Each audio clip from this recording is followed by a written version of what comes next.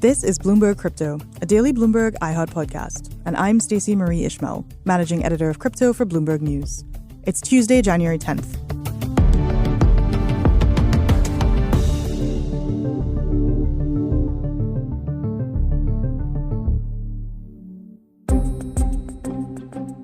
And so there was one man left after the rapid fall of crypto exchange FTX and the indictment of its former CEO Sam Bankman-Fried.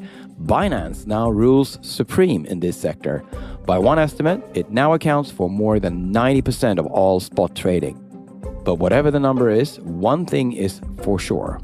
Binance CEO Changpeng Zhao, known by his initials CZ, is now by far crypto's most powerful man. That's given rise to fears that Binance has become, simply put, too large. Critics call it the ultimate poster child for too big to fail, and they say that if Binance goes down, so does whatever is left of crypto. But exactly how did Binance get so big? How did CZ achieve this in a market where so many others have fallen by the wayside? On today's show, I'm joined by Bloomberg reporters Justina Lee. I think Binance is very good at jumping on every crypto trend and giving the people what they want. And Muyao Shen. Every trader I've been talking to who been active on Binance, they say that Binance is not FTX. We unpack how Binance and CZ came to dominate crypto and whether that dominance creates a new threat to the future of digital assets.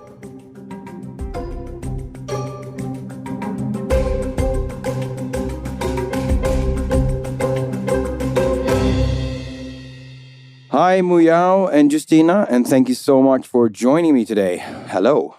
Can I ask you guys to, Muyao, maybe you want to go first. Just state your name and what you cover for Bloomberg. Sure. Thanks for having me today. My name is Muyao Shen, and I am a reporter at Bloomberg News on the crypto team. I cover everything from the biggest centralized exchanges to decentralized players in the space. And my name is Justina Lee. I'm a reporter on the cross-asset markets team, which basically just means everything, including crypto. I wrote the Business Week cover story last year on Binance, which is probably the longest story you will ever want to read about them. That segues perfectly into what we're going to talk about today, which is Binance. It is a fascinating topic in the sense that we have an industry that built itself on the idea of decentralization that is now, I guess you could argue, more centralized in some ways than ever. And Binance is obviously at the heart of that. Justina, you've met and spent some time with the CEO of Binance, CZ, Changpeng Zhao. I'm mangling the name probably, but CZ to those who know crypto. What can you tell us about him? Yeah, the first time I met him was actually back in 2018 when I interviewed him, and he invited me to this dinner with him, his co-founder, and a Binance volunteer. So in that sense, he's a bit like his social media persona. He's very friendly, he's down to earth. I think for some crypto skeptics, he probably comes across as a little simplistic. But in that sense, he's also a very approachable guy. And I think behind the scenes, he's probably a bit more shrewd than he lets on. He's very good at discerning the trends in crypto and jumping on every bandwagon just fast enough with really good execution. And in a way, he's, your classic founder CEO. He's still very much involved with the management of his company and his current strategy. Yeah. And Muyao, what's your experience with CZ? I knew CZ since I first started covering crypto back in 2018, and he has always been a very important player in the space. And at the time, with the China ban, I think CZ was one of the first, really intelligent leader, at least in the space, that moved Binance overseas immediately, unlike a lot of other Chinese exchanges.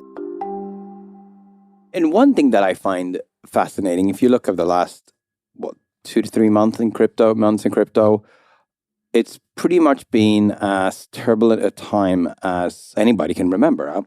And CZ is running by far the largest company in crypto. He is literally on Twitter, or was at least for a couple of weeks there on Twitter every single day. He was doing AMAs, he was doing interviews with media, He was speaking at conferences. He was traveling all around the world, meeting with regulators and heads of state and who knows what. How does he do that? Is he just a good delegator? What's the story there? Or does he just work 24 hours a day? Well, he has said before that he has no other interests because he doesn't see anything else that's worth doing. I think he very much is conscious of the fact that he's become, the spokesperson for the entire industry. And of course, he and Binance benefit a lot from that, in that, it's very important for him to be there, supporting the industry, talking it up, dispelling the FUD, as they say in crypto. Because at the end of the day, you need the volumes to be high and you need sentiment to be strong for the business to be profitable. I think maybe also coming from an immigration family background, obviously I don't know him personally, but I feel like in general, what I see from an immigration family like his, they usually kind of have this hardworking, really good quality in general, and they don't really mind working that much. All they care is if it's worth it. Yeah, mission driven to say the least. And let's zoom out a little bit on Binance, because we talk about Binance as a crypto exchange, but they're more than that. It doesn't really work the same way in crypto as, for instance, in stock markets. Justina, can you talk a little bit about what the entity looks like in terms of the functions that they fulfill? Yeah, part of this is down to crypto market structure, where it is very typical for a big exchange to also be, the brokerage and in a way the clearinghouse, the issuer of products. But I think Binance is also unique in that it's always wanted to be this really user-friendly one-stop shop. And it's kind of managed that through acquisitions as well. For instance, it also owns Trust Wallet, which kind of lets you hold the coins yourself. It's tried to do an NFT marketplace. It kind of has all these derivatives. And, it even has its hand in DeFi, which might sound ironic given that the D is supposed to stand for decentralization. But it also has its own blockchain, which is called the BNB chain. And so I think some of this is down to the crypto market structure inherently, but some of that is also down to CZ recognizing that at the end of the day, what users want is one app, one website that can help them get into various aspects of crypto. And is this what's allowed them to become so big so fast? What's the secret sauce here? I think Binance is very good at jumping on every crypto trend and giving the people what they want. The decision that they made early on that really made them the dominant exchange is capturing the ICO boom. Back in the day when a lot of exchanges were a bit reluctant to basically offer all the coins in the world, that was exactly what they did when initial coin offerings were all the rage. And since then, they've also jumped into the futures trend when they decided to get into derivatives back when, there was a bit less up moves. And so a lot of traders started using leverage to capture volatility. And then, of course, they got into DeFi with the BNB chain. And of course, I think a lot of people would say they are quite user-friendly, even if you're not a very sophisticated traders and the fees are reasonably low. Another aspect is they're very good at marketing. Early on, they had this Binance Angel program, which is where they recruited these volunteers to be, in a way, community representatives to talk about Binance and crypto in their native languages, in their native countries. And they very famously helped these trading competitions where they gave out Lamborghinis and all that. And they also do a lot of affiliate marketing. And so all in all, I just think they're very good at marketing themselves and marketing crypto to the broadest audience possible. And they have the CZ as the marketing chief as well. When it comes to being out there, pumping your product, pumping your brand name, not many CEOs do it as much as CZ does. Right, exactly. And the other thing about them that is a pretty strange thing is that they're everywhere, but they're also nowhere. And by that, I mean they have no pinpointed global headquarters. So they're pretty much in every market that is meaningful in crypto, yet they have no global headquarters. What do we think is the thinking behind this? I think early on, they learned from the China experience. They launched in China and got kicked out after, basically a few months after they launched when China decided to ban crypto exchanges. And so that really forced them to go overseas. And I think if you're being, a bit generous, you could say it's always been a bit difficult for crypto companies to obtain a license, especially in the stage when regulators didn't really know what to do with them. But I think it's also true that they were never really ready to offer all the concessions to obtain those licenses and to be regulated. And there are particular benefits to this because basically it's really hard to establish the jurisdiction over Binance. And if you're nowhere, then you're no regulator's problem. And that's also made them harder to sue, for disgruntled business partners and users, because essentially you cannot establish, what is the parent company that runs this exchange and where are they based? And kind of by sort of operating in this gray area, they've also managed to broaden their market and offer their services to the entire world. Now, that's kind of started to change in recent years when crypto became higher profile and start to draw the attention of regulators. And so basically what's kind of been happening is sometimes when a government starts to crack down on them, they would say that they're going to withdraw from this particular market. Maybe they're going to stop offering futures to Hong Kong people, for instance. But, even then, it's basically offered them a lot of flexibility and kind of made them not too beholden to any particular market, which is a lesson that they learned early on from being kicked out of China. Was it a shrewd power move or just the luck of the draw? Up next, more on Binance's role in the FTX collapse.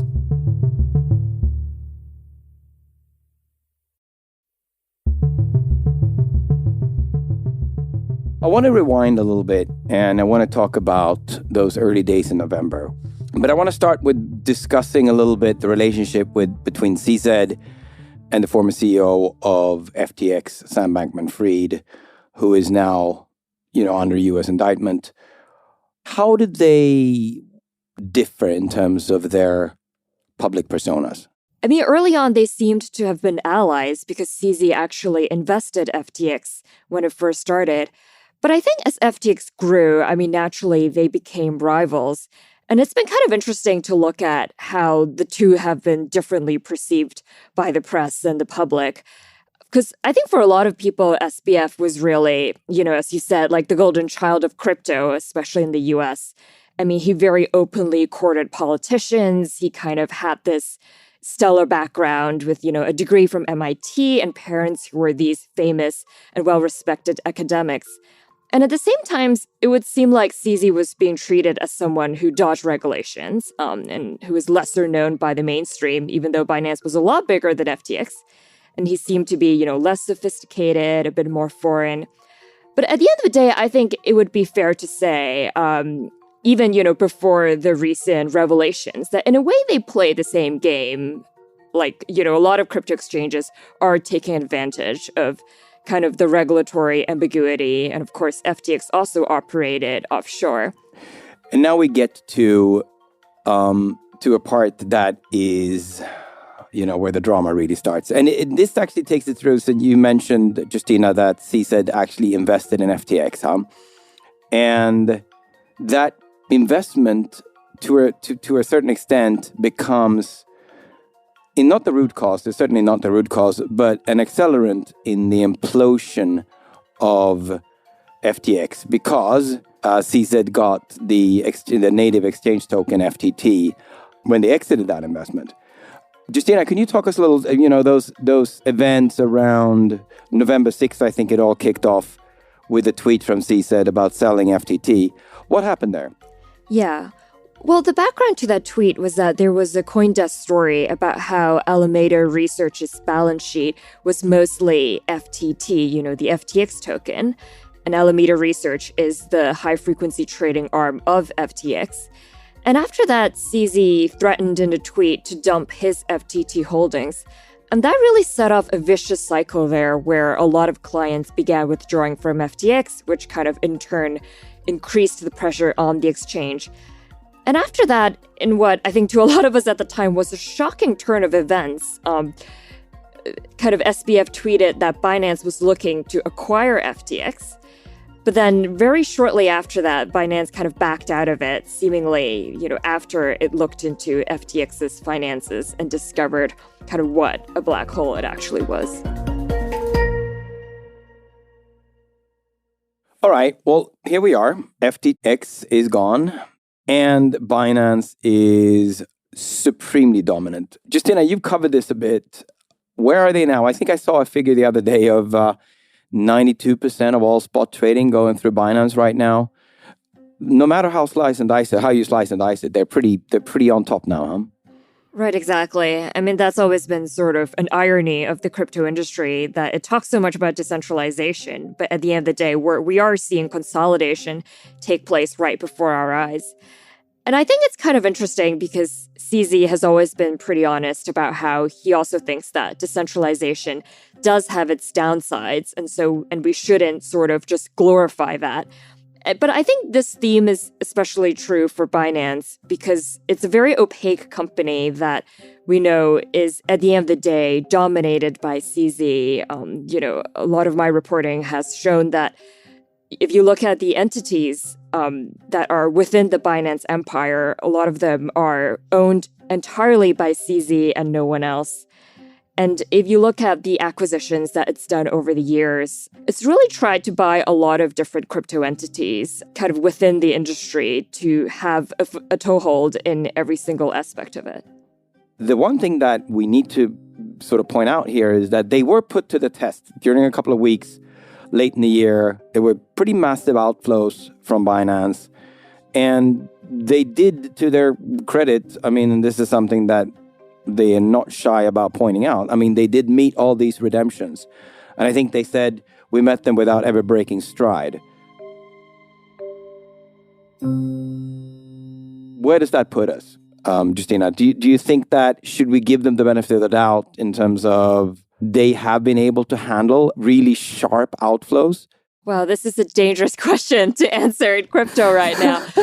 But I would say, to a lot of people, it was reassuring that they survived that test. And in my read of CZ, I do think that he is a much more cautious, and you can say even conservative operator than SBF. I think that obviously there are still some reasons to worry, and most of that has to do with the opacity of Binance. They released what they called like a proof of reserves audit by this auditing firm, a few weeks ago, I think. Mazars, yeah. Exactly. And it was actually extremely limited. Mazars was very explicit that they only did that based on the instructions of Binance, which were not comprehensive at all. And very soon after that, Mazars actually said that they were going to stop doing all crypto work. And so I think that's definitely something that's very worrying if you compare that to at least the traditional finance sector.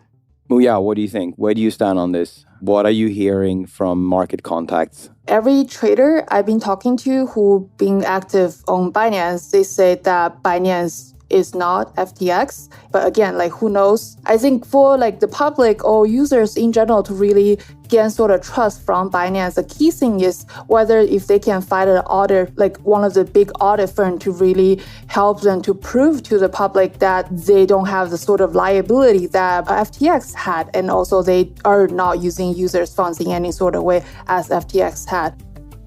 Muyao, Justina, thank you so much for coming on and giving us your insights. You can find more of their reporting on the Bloomberg terminal and on Bloomberg.com. For more, be sure to check out our twice-weekly newsletter, Bloomberg Crypto.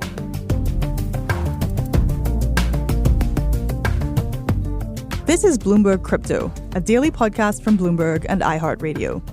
For more shows from iHeartRadio, visit the iHeartRadio app, Apple Podcasts, or wherever you get your podcasts. Send us your comments, questions, or suggestions for the show to crypto@bloomberg.net. The supervising producer of Bloomberg Crypto is Vicky Vergolina. Our senior producer is Janet Babin. Our producers are Mohammed Farouk and Sharon Barrero. Our associate producers are Ty Butler and Moses Undum. Desta Wonderad is our engineer. Original music by Leo Sidran. I'm Stacey Marie Ishmael. We'll be back tomorrow.